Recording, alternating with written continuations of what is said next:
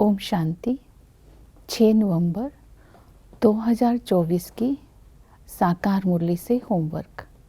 आज की मुरली से हम लक्ष्य लेंगे विश्व का मालिक बनने के लिए पावन बनने का पुरुषार्थ करना है।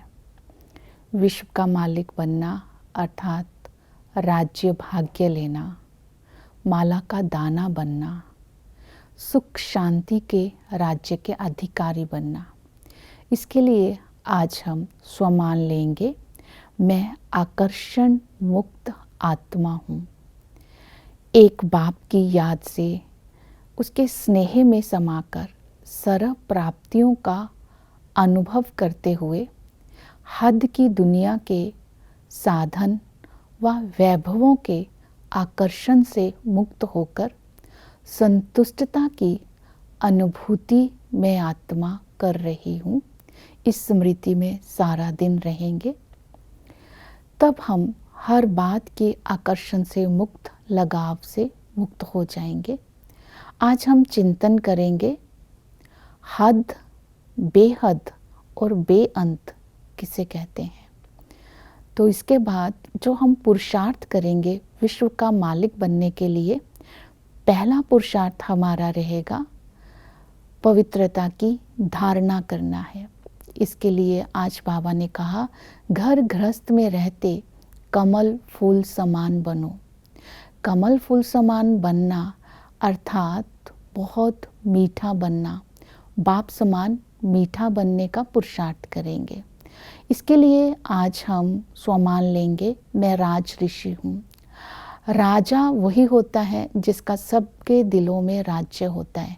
तो इसलिए अपने स्वभाव को मीठा बनाना है, अटेंशन देना है, कोई ऐसा कर्म ना हो जो ट्रेटर बन जाए। फिर इसके साथ साथ बाबा ने दूसरी बात बताई, राजा अर्थात राज ऋषि, राजा बनना है तो नॉलेजफुल बन करके रहना है।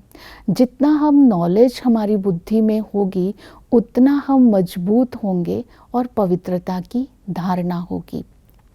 तो इस तरह राज ऋषि बन करके रहेंगे। दूसरा है माया जीत बनना है। माया जीत बनने के लिए बाबा ने कहा, माया के तूफानों से बचने के लिए बाप की याद का मोहल्ला मुख में डाल करके रखना है, क्योंकि माया बहुत तीखी है, बहुत तूफान लाती है।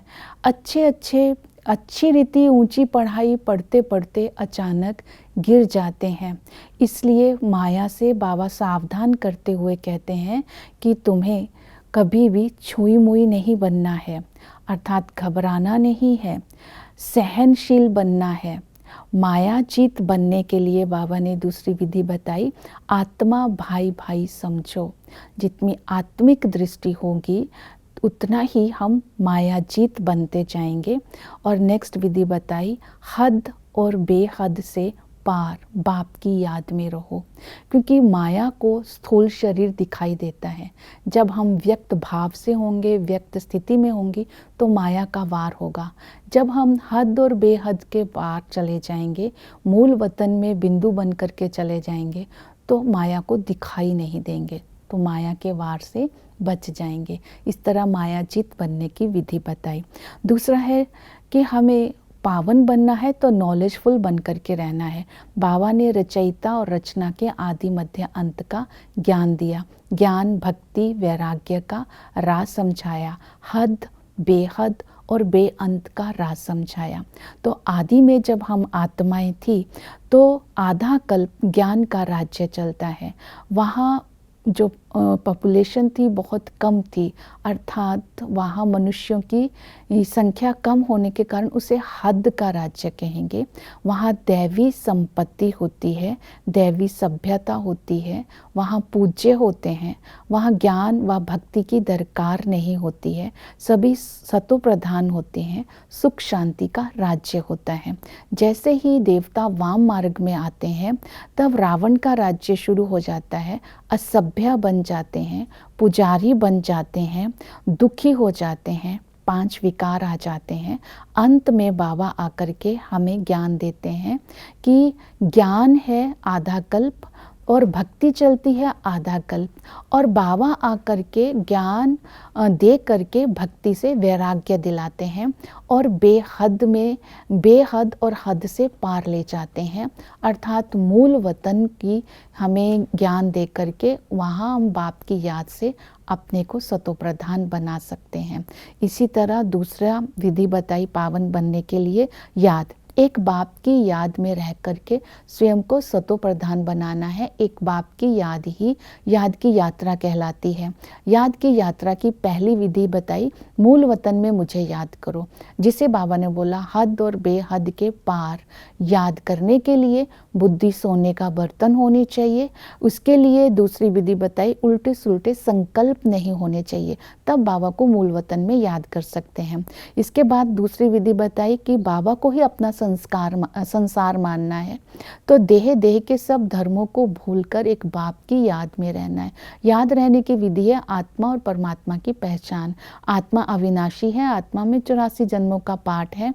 आत्मा ही इस सृष्टि में पाठ बजाती है, इसके अंदर ही संस्कार होते हैं। ये कुदरत कहलाती है, क्योंकि आत्मा अकाल तख्त पर विराजमान है। आत्मा विनाशी है, परमात्मा ऊंच से ऊंच है, ज्ञान का सागर है, हमें हद और बेहद से बाहर ले जाते हैं। तो इस संगम पर बाप से हमें सुख और शांति का राज्य भाग्य मिलता है। वो टीचर आकर के हमें ऐसी पढ़ाई पढ़ाते हैं जिससे हम विश्व का मालिक बनते हैं। इसलिए जो अब तक सुना है उसे अनसुना कर देना, उसे भूल जाना है।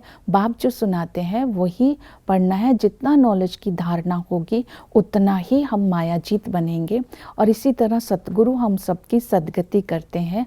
और ये निश्चय रखना है कि हम सबको मुक्ति, जीवन मुक्ति में जाना है इस सतगुरु की याद से। और सर्विस का शौक रखना है। महादानी बन ज्ञान की धारणा कर ज्ञान को देना है। भक्ति, ज्ञान, वैराग्य का ज्ञान, और इसके साथ साथ हद और बेहद और बेअंत का ज्ञान देना है। तो इस तरह जब हम चारों सब्जेक्ट्स पर अटेंशन देंगे तो पावन बन विश्व का मालिक बनेंगे। ओम शांति।